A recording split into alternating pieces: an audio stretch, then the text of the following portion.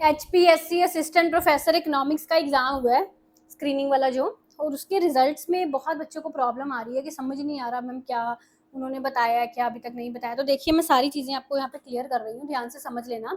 अभी तक आपका ऑफिशियली कट ऑफ नहीं आया है, ऑफिशियली अभी उन बच्चों का लिस्ट नहीं आया है जो सब्जेक्टिव रिटर्न एग्जाम के लिए क्वालिफाई होंगे, ठीक है। पहले तो ये चीज़ समझ लो, क्योंकि बच्चे कई बोल रहे हैं हमारा क्लियर हो गया है या हमको पता ही नहीं चल रहा हमारा क्लियर हुआ है नहीं हुआ, ठीक है। तो अभी वो चीज़ आई हुई नहीं है, सब्जेक्ट नॉलेज टेस्ट के लिए जो बच्चे क्वालिफाई हैं उनका लिस्ट अभी नहीं आया, कट ऑफ फाइनल नहीं आया।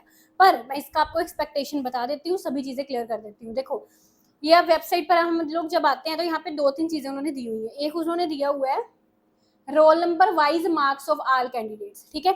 जब आप ये रोल नंबर वाइज मार्क्स पर क्लिक करोगे तो इसमें जितने भी बच्चे इस एग्जाम के लिए अपेयर हुए हैं सबके रोल नंबर समेत मार्क्स जो है आपको पता चल जाएंगे, ठीक है। तो यहाँ से आप इसको डाउनलोड करके अपने मार्क्स देख सकते हैं, ये तो आपने अब तक देख लिए होंगे है ना।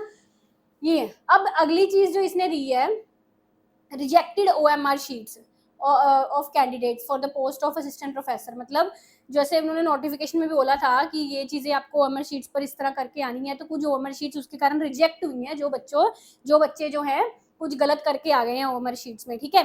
तो उनकी जिनकी रिजेक्ट हुई हैं उनके रोल नंबर आपको इस वाली फाइल में मिलेंगे, ठीक है, जिनका OMR शीट से रिजेक्ट हो गया है।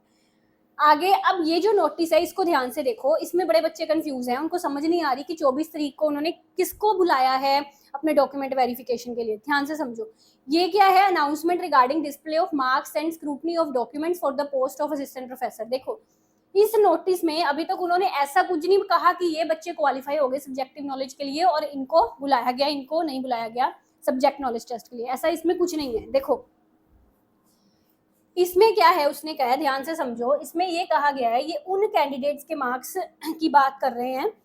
कुछ यहाँ पे ऐसे कैंडिडेट्स हैं जो जर्नल कैटेगरी से बिलोंग नहीं करते, पर जो उनके नंबर हैं, जो मार्क्स हैं, वो जर्नल कैटेगरी वाले आए हैं। मतलब जो जर्नल कैटेगरी वाला कट ऑफ है वो उन्होंने क्लियर किया है। In order of merit are to be considered for short listing against the post meant for general category.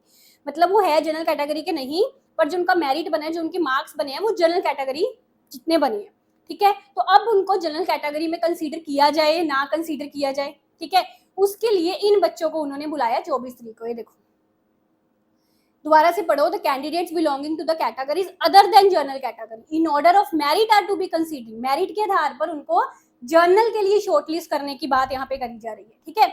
Subject to the fulfilment की, अगर वो सारी जनरल कैटेगरी की कंडीशंस को फुलफिल करेंगे, कहने का मतलब कि आपके मास्टर्स में 55% नंबर होने चाहिए, है ना।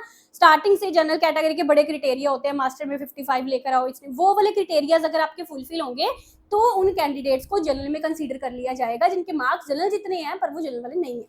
बात समझ गए, ये चीज कही है। अब इन कैंडिडेट्स को क्या कहा है, the candidates are directed to appear in the commission office में आए 10 बजे 24 तारीख को अपने सारे डॉक्यूमेंट्री प्रूफ लेकर कि वो उनकी जैसे age, educational qualification, good academic record जो जनरल कैटेगरी के लिए स्पेसिफाई किया गया, अगर वो करेंगे फॉलो तब उनको जनरल में कंसीडर कर लिया जाएगा, ठीक है। इंक्लूडिंग नेट जो national eligibility test for assistant professor qualified by, उसमें भी उनके जो मार्क्स है वो जनरल कैटेगरी वाले कट ऑफ का क्लियर होना चाहिए, है ना। तो ये चीज है, नेट सर्टिफिकेट, नेट मार्कशीट, तो ये वाले रोल नंबर जो है उनको बुलाया गया सिर्फ, ठीक है।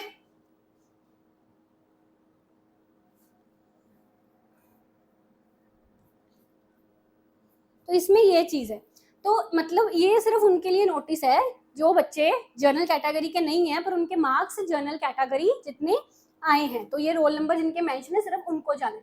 अब कट ऑफ जो है ना आपका, मैं आपको बता देती हूँ, जो मैंने सारी चीजें नोटिस की है, एनालिसिस किया है, उसके अकॉर्डिंगली कौन सी फाइल खोलूं लिखने के लिए, वेट,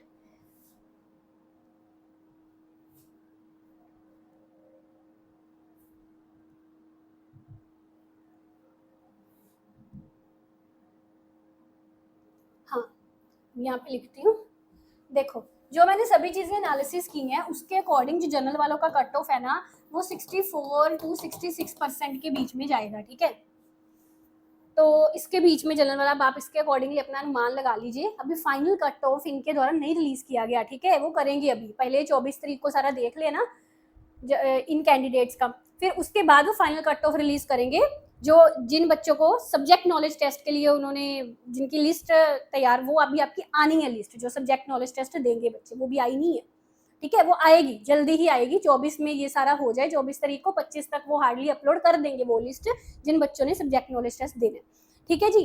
तो एक्सपेक्टेड कट ऑफ यहाँ पे 64 to 66% है जनरल कैटेगरी वालों के लिए, ठीक है जी। होपफुली अब आपको सभी चीजें समझ में आ गई होंगी। बाकी बेस्ट ऑफ लक आपको, यही बताना था आज की वीडियो में। बाकी डिस्क्रिप्शन में आपको मेरी एप्लीकेशन का लिंक दिया गया है। जो भी बच्चा सब्जेक्ट नॉलेज टेस्ट जो है उसके लिए तैयारी करना चाहता है, इकोनॉमिक्स का हमने पूरा डेडिकेटेडली उसमें कोर्स लॉन्च किया हुआ है, सब्जेक्टिव परस्पेक्टिव के अकॉर्डिंगली उसमें आपको तैयारी करवाई गई है, मॉडल आंसर्स दिए गए हैं, नोट्स दिए गए, सब चीजें, मतलब फुल फ्लेज, आपको कहीं और से पढ़ने की कुछ भी जरूरत नहीं पड़ेगी, ठीक है। उस कोर्स में आप एनरोल कर सकते हैं अगर आपको लग रहा है कि आपका कट ऑफ आराम से क्लियर हो जाएगा सब्जेक्ट नॉलेज टेस्ट के लिए, तब वेट कर लीजिए, एक बार रिजल्ट आ जाए तब एनरोल कर लेना, ठीक है जी। Thank you.